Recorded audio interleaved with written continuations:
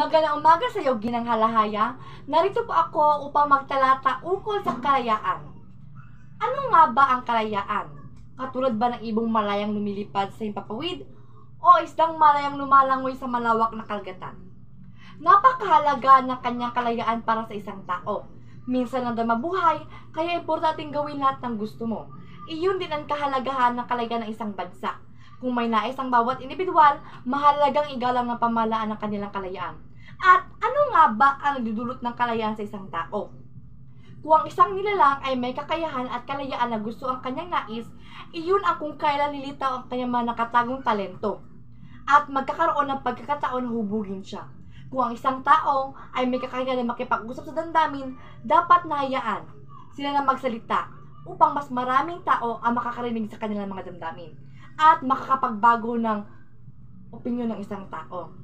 Katulad na lang ibong malayang lumilipad sa himpapawid at mga isdang lumalangoy na walang dumadakip. At kung ang kapakanan ng tao ay may papayag sa pamamabuting kasarian, dapat nabigyan ng pagkakataon na ibahagi ang kanilang mga sarili upang magdulot ng mga pagbabago sa kasaysayan. Isang panahon kung saan ipinagkait ng mga pagkakait ay hindi pantay na pagkato at pang-aabuso.